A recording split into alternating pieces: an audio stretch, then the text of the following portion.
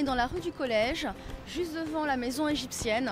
Et donc c'est une maison qui a été construite juste après la Première Guerre mondiale, par l'architecte Perrin en 1923. Et donc c'était un propriétaire qui a voulu, en fait, qui était passionné d'Égypte ancienne et qui a voulu que sa maison s'inspire en fait de décors égyptiens.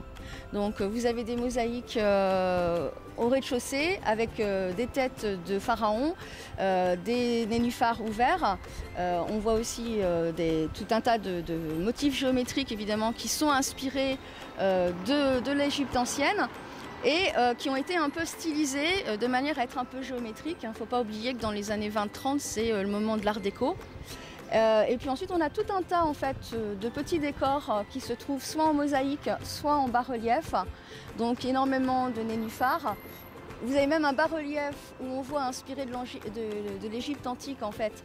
Les paysans qui sont en train de mener leurs bœufs.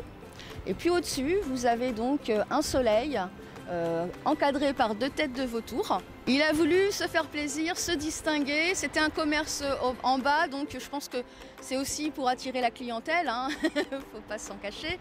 Mais voilà, c'est un petit bijou qui nous est resté des années de reconstruction.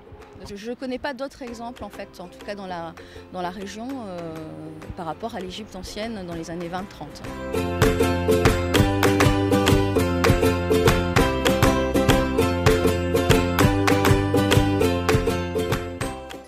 Là, on est dans la rue Saint-Martin, pas loin de la place du marché, en fait, la place Fernand Marquigny.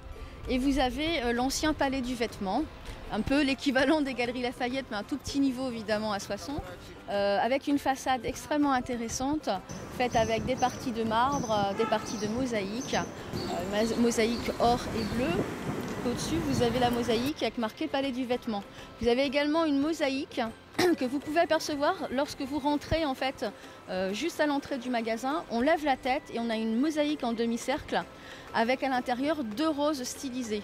On retrouve à l'intérieur ce symbole de la rose beaucoup plus stylisé sur une verrière magnifique. Vous allez voir, très art déco. On est vraiment là dans les signes floraux qu'on va géométriser au maximum. Et vous allez voir, ils ont eu le bon goût de garder cette verrière qui est superbe.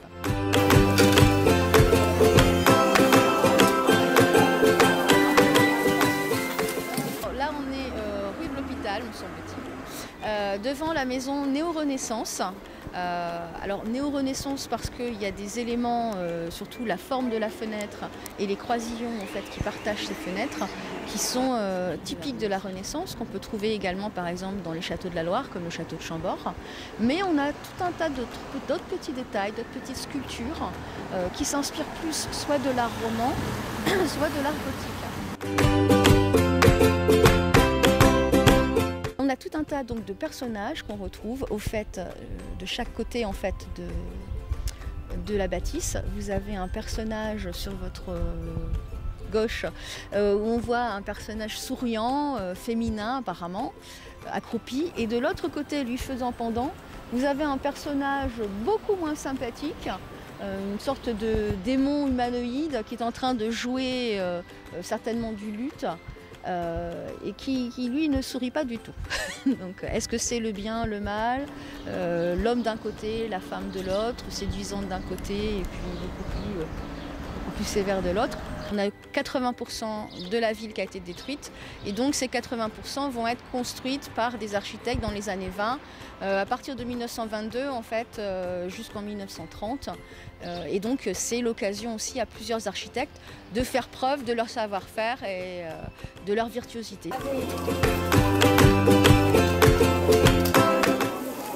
En général, on se promène dans des rues qu'on connaît depuis très longtemps et c'est très rare en fait qu'on prenne le temps de lever la tête et puis de se rendre compte qu'il y a plein de petits trésors architecturaux ou décoratifs sur les façades en fait.